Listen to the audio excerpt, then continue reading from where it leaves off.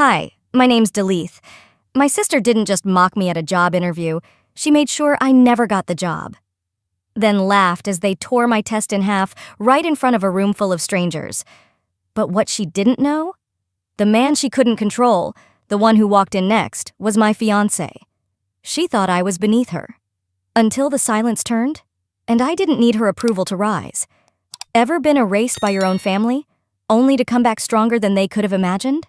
Because this is the day I stopped asking for a seat and built the table myself. Before we begin, what time are you listening and where from? Drop a comment. Let's talk family drama. The walls were all glass, sleek, cold, corporate. I could see my own reflection as I walked in, my posture straight, my shoes scuffed. My name badge felt heavier than it should have. I held my resume folder close, the corners soft from being packed and repacked over the past few weeks.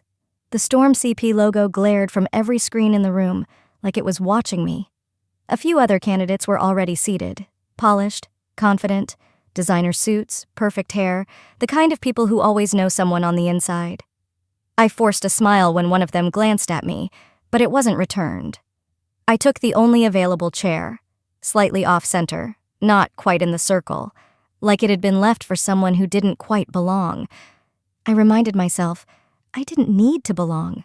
I just needed to be seen. Then the door clicked, and Seraphine walked in. She was in a navy silk blouse, heels that echoed on the tile, and a mug in her hand that screamed money. Her makeup was subtle but flawless, and her hair was swept into the kind of bun that says, "I don't have time for you." My breath caught. She didn't flinch when our eyes met. Didn't acknowledge me. Not a nod, not a blink. She walked to the table like I wasn't her younger sister, like I hadn't once shared a room with her, like she hadn't ruined my first job interview 7 years ago. Seraphine took her seat among the panelists, yes, panelists, and sipped from her mug while another interviewer introduced the session. The room buzzed with HR buzzwords, leadership potential, team synergy, scalable strategy. I felt like I was hearing a foreign language. "Would anyone like coffee?" one of the assistants asked, carrying a tray. The tray made its rounds. Every single person got a cup. Except me. I didn't say anything. I didn't need to. Seraphine was already smirking over her mug, and I caught the moment she leaned toward the woman next to her and whispered, "She's still dressing like she shops in college clearance bins." The woman chuckled, just enough to sting. I kept my gaze steady. I wouldn't give her the satisfaction. But inside, my stomach curled. I stared at the tabletop and the grain of the fake wood. I focused on my breathing. I remembered nights sitting at my cramped desk, piecing together freelance contracts, learning system design from scratch while my ex said it was a cute little phase. I remembered the day Seraphine forwarded my portfolio to the wrong client, intentionally. The company pulled out. It was my birthday. I told myself I wouldn't run this time. Not from her, not from this. They started calling names. One by one, the candidates went up for introductions. As they spoke, Seraphine nodded, smiled, took notes. When my name was called, she didn't even glance up. I stood, walked to the center, and placed my resume down in front of her. She picked it up, stared at it for all of 2 seconds. Then, without a word, she slid it to the man sitting beside her like it was some misplaced brochure from the lobby. He barely glanced at it before setting it aside. And that was it. That was my moment. No questions, no eye contact, just dismissal. I sat back down. Someone behind me coughed. The clock on the wall ticked louder than it should have. I tried to straighten my shoulders, to ignore the heat creeping up my neck. "She's here?" I heard a voice whisper behind me. "Didn't think she was even in tech." And then, Seraphine laughed. Not loudly, but enough. I didn't turn around. I didn't blink. But I made a note. Some people look right through you when you're not dressed to their expectations. Others laugh when they think you're beneath them. The question wasn't whether they saw me, it was whether I'd let them define me. I reached down, adjusted the resume folder on my lap, and reminded myself of something my mother once said, years before Seraphine started using words like legacy and executive brand. "Don't ever beg to be invited somewhere you built." The paper made a faint sound as it slid away, familiar, like rejection always had its own soft signature. Before I could steady my breath, the next name was called. Another polished candidate, Gold watch, thick accent, Yale ring, stood and spoke about leadership and transformation. The panel chuckled at his jokes. Someone even clapped. The energy in the room shifted, like I had never been there. I waited. Maybe they'd circle back to me. Maybe there'd be a pause, an opening, anything. There wasn't. 3 more questions flew by. I was passed over again and again like I was part of the decor. When the assistant finally looked my way, it wasn't with apology. It was more like, "Oh, you're still here." A tall man near the head of the table, Greg, I remembered from the intro email, leaned back in his chair and smirked. "So," he said, twirling a pen, "what makes you think you're ready for the big leagues?" His tone dripped with amusement, like he was asking a child if she thought she could run NASA. I opened my mouth, but before I could speak, Seraphine reached across the table. Her hand snatched the top sheet of my resume again like it offended her. She clicked her pen open, bright red ink, and scrawled something across the page. I could see it from where I sat. Wrong major, wrong look, wrong fit. Then, in bold block letters across the bottom, unqualified. The red bled through, staining the paper like a wound. I didn't blink. I didn't reach for it. I let her set it down with a self-satisfied smile, her hand sliding it across the polished surface like she was offering evidence in court. I cleared my throat. "I led an AI ethics redesign for 3 mid-tier platforms," I said. "Last year, I helped scale a predictive data system that cut processing time by 34%. That framework is now—" "You still chasing those little dream projects?" Seraphine interrupted, her tone airy, her smile syrupy. She turned to the panel. While I was presenting at a London summit, she was still uploading resumes to Indeed. There were chuckles, a few suppressed coughs.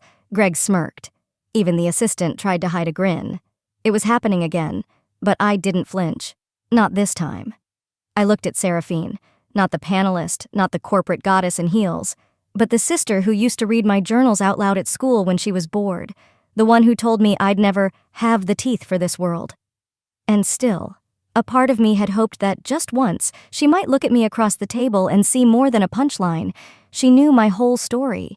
She knew how hard I'd worked, what I'd been through. But that knowledge wasn't a bridge. It was a weapon. I breathed in through my nose and out slowly. My hands stayed still. My voice, when I spoke, was calm. "I may not look like what you're used to, but the results are there. You just chose not to read them." Greg leaned back. "Well, we've seen enough. Appreciate the optimism." Seraphine's fingers drummed on the table. She didn't look at me now. She didn't need to. The damage had been done, and enjoyed. A moment later, one of the panelists slid my resume back across the table, now folded sharply in half. "Good luck finding something at your level," he said, almost kindly. "Maybe retail?" I reached for it with steady fingers, nodded once, and stood. "I'll let you know," I said quietly, and I walked toward the door. But I wasn't going home. I didn't stop walking until the sliding glass doors of the building had closed behind me. Midtown traffic buzzed around me, sirens in the distance, horns like background noise in a city that didn't pause for bruised egos. My heels clicked on the sidewalk, purposeful but not rushed. I wasn't running from anything, just trying to find air that didn't smell like polished wood and fake smiles. 2 blocks away, I ducked into a narrow cafe that always smelled like burnt espresso and guilt. The barista barely glanced up. I ordered a drip coffee I wouldn't drink, just to justify taking up the corner table by the window. The folder was still in my hand. I sat down slowly. My fingers traced the edge of the top page, red ink staining the corner like blood that hadn't been washed out completely. Unqualified, in all caps, all confidence. I don't know why I was surprised. Because this wasn't new. This wasn't even the worst of it. I stared out at the taxi zipping past, but my mind pulled me backward. Years, age 24. My first full-time job offer, nearly in hand. I'd been freelancing for months, pulled all-nighters polishing a pitch deck for a data integration platform tailored for nonprofits. I was proud of it. I had shared it with Seraphine one night, in what I thought was a moment of sisterly bonding. She'd been consulting at a boutique firm then. A week later, that same firm released a near-identical proposal, presented by Seraphine. She didn't lie. That was the cruel brilliance of it. She just didn't correct them when they assumed it was hers. "I mean, I didn't say it was mine," she'd told me later over wine at a family dinner. "But if people connect dots, that's not my fault." The job had gone to a guy she referred, someone who had the right look, and I was left explaining why my concept had already been launched, without me. I remember my father laughing at dinner that night. He raised his glass and toasted, "To my daughters, Seraphine, the visionary, Delith. She's always been the kind one." Kind. The word had stuck to my ribs for a decade. I stared down at the red ink now and realized, this wasn't sabotage, it was a cycle. Every time I shared something, she'd bend it, reframe it, wear it, and then convince the room I was just a side note, quiet, nice, but never sharp enough to cut through the noise. I pulled out my phone. My inbox was still open to a message from one of the small startups I did part-time code audits for. I had typed up a resignation last week, unsure if I was wasting time holding on to side gigs when I was trying to land something big. My finger hovered over the draft. Maybe I wasn't meant for any of it. Maybe all the late nights and self-doubt were trying to tell me something. Then, I deleted the draft. No, not this time. She didn't get to shrink me again. Not today. The cafe was too quiet now. My coffee had gone cold. I pulled my phone out again when it buzzed. A text from Elias. "How did the interview go?" I stared at it. My thumb started typing. It went exactly the way she wanted it to. But I paused, read it again, then erased it. That would have been her narrative, not mine. I took a deep breath, stared at the blinking cursor, and typed just one word, "Fine."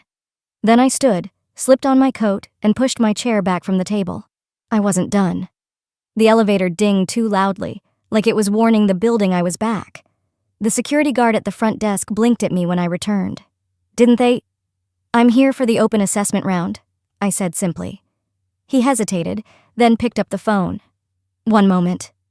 He didn't ask questions. Maybe he saw something in my face, something sharp enough to slice through the doubt. 2 minutes later, I was heading back up. When the doors opened on the 40th floor, the energy shifted. The panel hadn't expected to see me again. I could see it in their faces, thin smiles, twitching brows. Seraphine didn't even hide her smirk. "Changed your mind? You never were good at letting go." I said nothing, just walked toward the empty chair, the one they hadn't offered earlier. I pulled it out myself, sat down, and waited. Greg, the senior exec with the too perfect tan and an ego that filled the room, leaned back with theatrical delight. "Well then," he said, "since you're so eager to be here, how about we put that brain to use? Let's see if you're actually worth this room." He signaled to the assistant. A thick packet landed in front of me. Paper, not digital. No calculator, no laptop, just a pen, a test. Logic, systems, algorithms, twisted enough to feel like a punishment. 10 pages, 15 minutes, Greg said. "You're not allowed to ask questions. And yes, we're timing you." I heard someone chuckle. It wasn't subtle. I nodded once, picked up the pen, and started. Every second thudded in my ears like a drumbeat. I ignored the weight of their stares, the sound of someone slurping coffee, Seraphine's chair creaking as she leaned toward another panelist to whisper something. The whisper was sharp enough to carry. Let's see if her little sociology-adjacent AI hobby gets her anywhere now. I didn't look up, not once. When I hit the last question, my wrist ached and my breath had shortened. But I finished. Clean. No crossings out. No second guesses. I pushed the packet across the table. Greg didn't smile. He flipped through the pages like he was flipping through a tabloid he already hated. Then, he tore it in half, deliberate, slow. The room went dead quiet. The sound of paper ripping, page by page, was louder than any shout. He let the pieces fall into the trash can beside him and muttered, "Impressive penmanship, but we don't hire fiction writers." Laughter. From someone. I couldn't tell who. It came from my left, faded into a cough. I stayed seated, my hands in my lap. Seraphine tilted her head like she was watching a dog do a trick it didn't quite finish. Her voice was almost tender. "You always were stubborn. Never learned when to quit." I rose slowly, walked to the trash can, and knelt. Piece by piece, I picked up the paper he'd destroyed. Not to save it, not to prove anything, but because I wanted to remember this moment exactly as it was. The feel of paper with answers they didn't bother to read. The weight of silence. The sharp edges of their cowardice. Someone behind me cleared their throat, uncomfortable, but no one stopped me. And then, just as I reached for the last page, someone kicked it away. A sharp-pointed heel pinned it near the chair leg. Seraphine? She leaned down slightly, her voice a whisper that still cut through the air. Still crawling for approval? I looked up at her. She expected tears. Maybe shame. Instead, I stood, and for the first time in years, I smiled. By the time I made it out of that building again, the sky had dimmed to that blue-gray tone New Jersey knows too well in early spring. Moody, restless, and ready to rain. The cold bit through my blazer, but I didn't feel it. I just kept walking until I passed the bakery on Ridgewood Avenue that always left its lights on late. The glow reminded me of that dinner, 2 nights earlier. The night that should have told me everything I needed to know. It was supposed to be a family gathering, a casual meal. Just catching up, Dad had said in the group text. But when I arrived, I knew the script had already been written. We were at Belmont House. White linen tablecloths, candles, a private room near the back. Mom waved when she saw me, but didn't get up. The host handed me a menu after everyone else had already ordered. I sat down beside a decorative fern. Then the applause started. Seraphine had walked in, 20 minutes late, and everyone stood to greet her like she'd returned from war. "I was on a call with Soul," she said, not even apologizing. "Time zones are a nightmare." Dad beamed. "That's our girl, still closing global deals while we eat." I sipped my water, said nothing. We toasted champagne. Mom leaned in, nudging her glass toward mine, and said, "Freelancing must build resilience. It's like a side quest in your 20s. I was 32, but the moment that burned itself into me came during dessert. Seraphine had been talking to Dad about a Storm CP partnership, something about integrating AI ethics modules into corporate risk assessment. Words I knew intimately, because I'd written the framework for a startup 3 years ago. I'd shared it with Seraphine once, over wine and naive sisterly pride. Now it was her talking points. Dad raised his glass. "To Seraphine's newest promotion, our fearless innovator." My fork hovered over the tiramisu. I looked at Mom. She smiled gently and said, "Don't look so serious, Del. It's not a competition." I forced a smile. "Of course not." Then Seraphine leaned in close, her voice so soft it slid like a blade. She poured me another glass of wine and whispered, "You'll always be beneath me, darling. You know that, right?" A camera flash went off right then. Mom capturing a sweet sister's moment. And in the photo, I'm smiling. Chin tilted, lips curled, glass raised. A lie captured in perfect lighting. Back in the present, I found myself in the women's restroom at Storm CP, gripping the marble sink. The face in the mirror wasn't crying, but the mascara was crooked. My lips had gone pale. I splashed water on my cheeks and watched the smudges melt into my skin. One of the stalls opened. 2 interns came out laughing. "She really bombed. Greg actually tore it up. Like, in front of everyone." The second one giggled. "She just picked up the pieces. Like a kicked puppy." Wasn't that the one Seraphine said was her cousin? Or, like, distant relative or something? They left without noticing me. I didn't move. Just stared at the reflection of my reflection.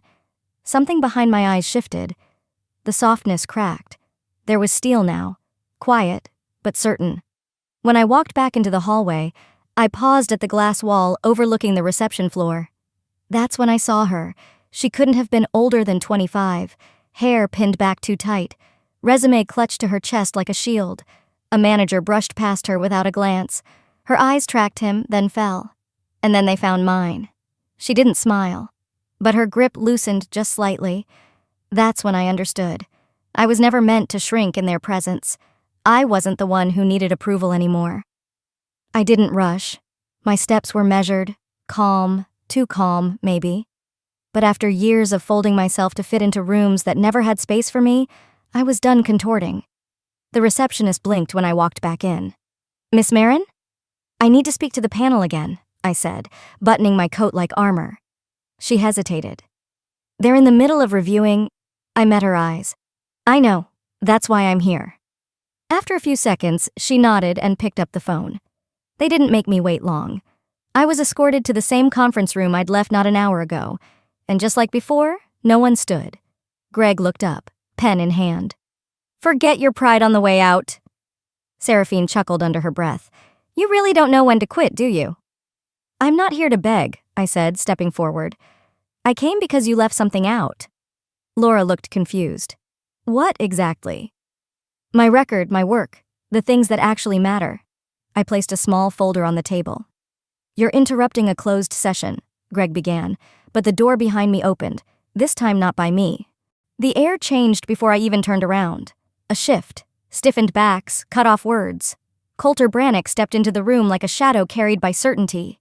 Tailored black, no tie, calm as a cliff edge. Everyone stood. Seraphine's hand went to her mouth. Wait, Coulter? Mr. Brannick?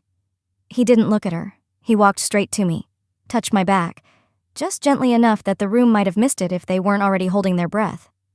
Are you okay? He asked me. Only me. I nodded once.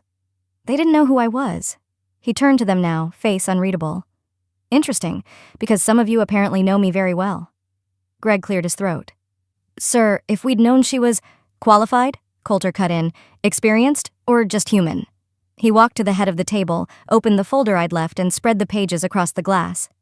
Delith Marin, freelance architect on 3 of our internal systems, co-authored our ethics framework for the AI compliance model in 2021, the white-labeled one, which half this panel still doesn't understand. A flush crawled up Greg's neck. Laura was staring at the documents like they'd started glowing.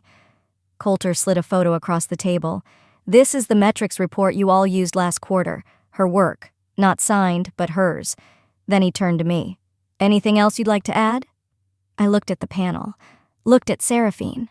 Her mouth was slightly open, like a joke had gone too far and no one was laughing anymore. I was never here to ask for a favor, I said. I showed up because I believed I had value.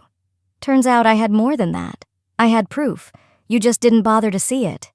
Seraphine opened her mouth, but for once, nothing came out. Coulter's voice dropped into ice. I believe this requires a review of yesterday's interview practices. Fairness, compliance, conduct. Greg shuffled the papers in front of him, stammering. It was informal, exploratory, not binding. Oh, Coulter said mildly. Then you won't mind us playing back the footage. He gestured to the mounted screen in the corner. A remote sat waiting. Let's see how you all conducted yourselves under informal conditions. I stood beside him as he picked up the remote, and for the first time, none of them could look away from me. This wasn't a favor. It wasn't a rescue. It was recognition. Long overdue and earned. The moment the video began, the oxygen left the room. No one moved. No one even pretended to multitask. Just the sound of my voice explaining my work, followed by Greg's smug chuckle, Laura's backhanded comments, and Seraphine's slow, deliberate takedown. There it was, her smirk when she dismissed my resume, the way she said side quest, like my life had been a detour from something real. Every eye in the room flicked between the screen and Seraphine, whose lips were drawn tight now, her perfectly glossed facade cracking with each second. When the footage caught her pouring wine and whispering, "You'll always be beneath me," I didn't look away. I didn't flinch, but I could feel everyone else shifting in their seats like the floor had just dropped out from under them. Coulter remained perfectly still, arms crossed. He didn't even glance her way. When the screen finally went dark, no one spoke at first. Even the board members on the video call were frozen. Then the legal advisor cleared his throat. "This isn't just bad judgment," he said flatly. "This is a potential liability. HR and legal will be looped in before close of business today." Greg opened his mouth, probably to pivot or pretend this was all somehow a misunderstanding, but Seraphine cut in with something no one expected. "She planned this," she barked. "She wanted all of this on record. This was manipulation." Her voice cracked near the end, louder than she probably intended. I raised an eyebrow, but said nothing. That silence must have rattled her more than any defense I could have thrown. "And then," she snapped, "I introduced you to him," she shouted, pointing at me like I'd stolen something sacred. For the first time in the room, I let my voice match the weight of truth. "Yes," I said calmly. "And when he chose me, you made sure no one else did." A pin could have dropped. Coulter turned toward her slowly, like he was giving her one last out. "So you admit," he said coolly, "you interfered with her employment referrals? You compromised our own hiring protocols?" Seraphine scoffed. "I was protecting the company from nepotism." "The only nepotism here," I said softly, "was protecting yourself from being compared to someone you never thought would rise." Laura suddenly slid her notepad away from her. Greg looked at his shoes. No one was rushing to defend her now. "I wasn't trying to destroy you," Seraphine muttered, more to herself than to anyone else. "No," I replied. "You were trying to erase me, to rewrite my name out of the picture so you could frame yourself alone in every story." My voice didn't shake, even though my hands were curled tight at my sides. Coulter stepped forward and placed his hand flat on a new folder. "There's one more piece of evidence Seraphine didn't know we had," he said evenly. Seraphine blinked, caught between panic and confusion. "What now?" she whispered. And in that moment, I saw it. The exact second her power began to collapse in on itself. Not because of what I did, but because everything she buried had just started to claw its way to the surface. As Coulter opened the folder, the room tensed. The soft whisper of the paper sliding out was louder than anyone dared to breathe. He laid down a printed page, an internal audit trail from the company's HR system. The header read, "Applicant History, Marin, Delith." The legal advisor leaned forward. "These notes were appended during your 2019 application cycle," he said. "We've verified the metadata. The source login was Seraphine's." The notes were short, but they stung. "Displays resistance to feedback. Would not be a cultural fit.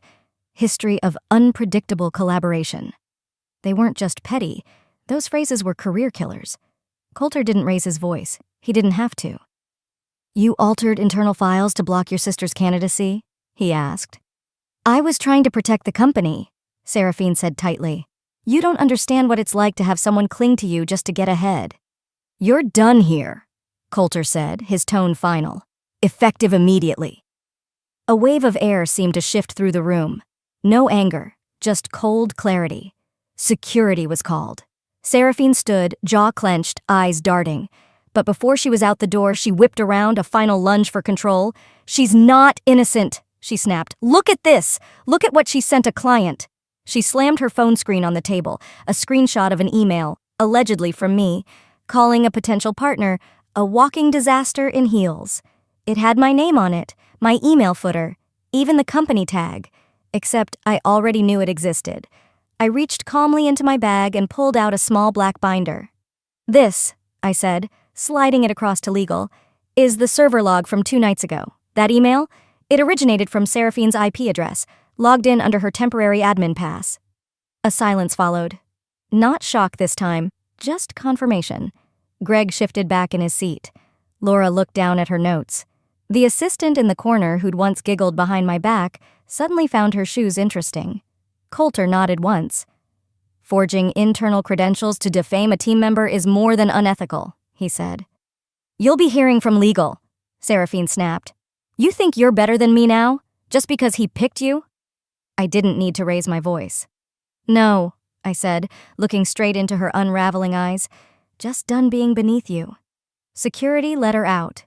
Not with force, with finality. And that silence again, the kind that tastes like justice. I stood there as the board began to murmur among themselves. Coulter didn't ask. He turned and simply said, "I move that we reinstate Delith Marin to her original consulting role, this time full-time with project lead authority." "All in favor?" he asked. Every hand went up. The HR rep stood. "You're being offered lead strategy consultant. Seraphine's former office is yours." I looked toward the glass-encased corner suite with the skyline view. It had always been her throne, but I shook my head. "No," I said. "I'd like a desk near the development floor, closer to the team." They paused, then nodded. As I signed the contract, someone, Laura, I think, slid a small folded note across the table. I opened it. "We're glad you're finally where you've always belonged." I didn't respond. I just smiled and walked out without looking back. The paper made a soft sound as it slid into the box, so quiet, but to me it was thunder. A clean fold, red ink still faintly bleeding along the edge, and a note in my handwriting clipped to the top. "Let this help someone who's still learning not to listen to the voices trying to shrink them." That resume wasn't shame anymore. It was a receipt for every lesson I paid for in silence. I stepped outside into the early evening light. New York had the kind of golden haze that made even the sharpest corners look forgiving. The sidewalk buzzed, but for once, it didn't swallow me. I let myself walk slowly, feeling the rhythm of my own steps again. When I got back upstairs to collect my things, I passed Seraphine's old office. The door stood wide open. Inside, a cleaning crew was wiping down the shelves, removing a framed quote she used to brag about. "Winners write the rules." I paused briefly. There was nothing to say, nothing to reclaim. The space didn't belong to me, not because I couldn't have it, but because I didn't need it. I turned the corner and nearly bumped into someone, her, not Seraphine, the young woman from the hallway, the one who clutched her resume like it was a lifeline weeks ago. "They called me back," she said breathlessly, "for the role you told me to apply for." "Good," I said, holding her eyes. "You deserve it." She smiled in that way only people on the edge of belief do, hopeful, nervous, but finally standing still enough to listen to themselves. Later, in my new office, smaller, sunlit, and surrounded by the people who actually built things, I sat alone for a moment. The room smelled like lemon cleaner and fresh beginnings. My bag hit the floor with a soft thud. I opened one drawer, taped the torn resume back together, and pinned it above my desk. It looked like a scar. And that felt right. I didn't tape it to remind myself of Seraphine, or even the pain. I taped it because it was the moment I started choosing dignity over desperation. My phone buzzed, a message from my father. "I didn't see everything before, I'm sorry." I stared at it for a full minute, then set the phone down without replying, not out of anger, just clarity. He didn't owe me closure, and I didn't owe him an explanation. Some bridges weren't meant to burn, but they sure as hell weren't meant to be rebuilt either. I leaned back in my chair. Sunlight stretched across the corkboard, catching the resume's frayed edges like gold threads in a tapestry. She said I'd always be beneath her. Turns out I just needed to stop standing in her shadow. And maybe that's all it ever was. Me trying to hold a place in a family that only reserved seats for applause. Somewhere outside my window, someone laughed. Someone crossed the street without looking. Life moved on, and finally, so did I. If you've ever stayed silent because you thought they were right about you, maybe it's time to speak. Or maybe, just maybe it's time to stop explaining at all. I exhaled, pinned one last thing beside the resume, a quote scribbled on the back of an old napkin from my first failed client pitch. "No one sees the quiet builder until the building outlasts the storm." Sometimes the ones who silence us wear our last name, but strength isn't always loud. It's in the quiet choice to stop chasing approval and start building your own path. Have you ever had to walk away from family to find yourself? If this story hit home, share your thoughts below, and don't forget to subscribe for more true stories like this one. Because the truth behind family drama? It's often not what it seems.